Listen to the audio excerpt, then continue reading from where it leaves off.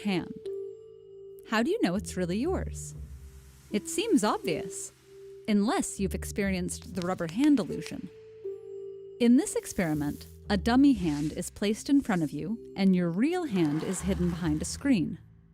Both are simultaneously stroked with a paintbrush. No matter how much you remind yourself the dummy hand isn't yours, you eventually start to feel like it is, and inevitably flinch when it's threatened with a knife. That may just be a temporary trick, but it speaks to a larger truth. Our bodies, the physical, biological parts of us, and our minds, the thinking, conscious aspects, have a complicated, tangled relationship. Which one primarily defines you, or yourself? Are you a physical body that only experiences thoughts and emotions as a result of biochemical interactions in the brain? That would be a body with a mind. Or is there some non-physical part of you that's pulling the strings but could live outside of your biological body? That would be a mind with a body. That takes us to an old question of whether the body and mind are two separate things. In a famous thought experiment, 16th century philosopher René Descartes pointed out that even if all our physical sensations were just a hallucinatory dream, our mind and thoughts would still be there. That, for him, was the ultimate proof of our existence. And it led him to conclude that the conscious mind is something separate from the material body that forms the core of our identity. The notion of a non-physical consciousness echoes the belief of many religions in an immaterial soul for which the body is only a temporary shell. If we accept this, another problem emerges. How can a non-physical mind have any interaction with a physical body? If the mind has no shape, weight, or motion, how can it move your muscles?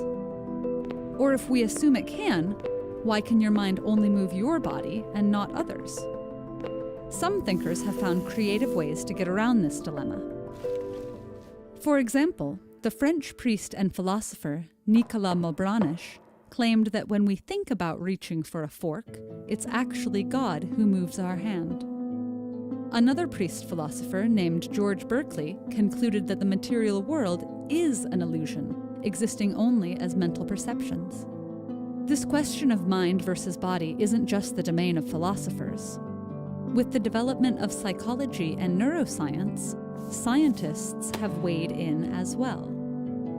Many modern scientists reject the idea that there's any distinction between the mind and body. Neuroscience suggests that our bodies, along with their physical senses, are deeply integrated with the activity in our brains to form what we call consciousness. From the day we're born, our mental development is formed through our body's interaction with the external world. Every sight, sound, and touch create new maps and representations in the brain that eventually become responsible for regulating our experience of self.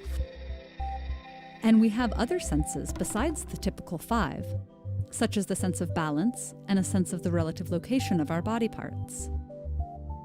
The rubber hand illusion and similar virtual reality experiments show that our senses can easily mislead us in our judgment of self. They also suggest that our bodies and external sensations are inseparable from our subjective consciousness. If this is true, then perhaps Descartes' experiment was mistaken from the start. After all, if we close our eyes in a silent room, the feeling of having a body isn't something we can just imagine away. This question of mind and body becomes particularly interesting at a time when we're considering future technologies such as neural prosthetics and wearable robots that could become extended parts of our bodies. Or the slightly more radical idea of mind uploading, which dangles the possibility of immortal life without a body by transferring a human consciousness into a computer. If the body is deeply mapped in the brain, then by extending our sense of self to new wearable devices, our brains may eventually adapt to a restructured version with new sensory representations. Or perhaps uploading our consciousness into a computer might not even be possible unless we can also simulate a body capable of delivering physical sensations. The idea that our bodies are part of our consciousness and vice versa also isn't new. It's found extensively in Buddhist thought, as well as the writings of philosophers from Heidegger to Aristotle. But for now, we're still left with the open question of what exactly our self is. Are we a mind equipped with a physical body, as Descartes suggested? Or a complex organism that's gained consciousness over millions of years of evolution thanks to a bigger brain and more neurons than our distant ancestors? Or something else entirely that no one's yet dreamt up? If you'd like to dig deeper into the mind-body problem, we highly recommend you read or listen to I, Robot by renowned science fiction author Isaac Asimov. You can download a beautifully performed audio version of this book for free by visiting audible.com/TEDEd.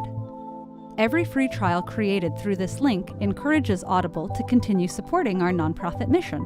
So thanks for watching, and thanks for your support.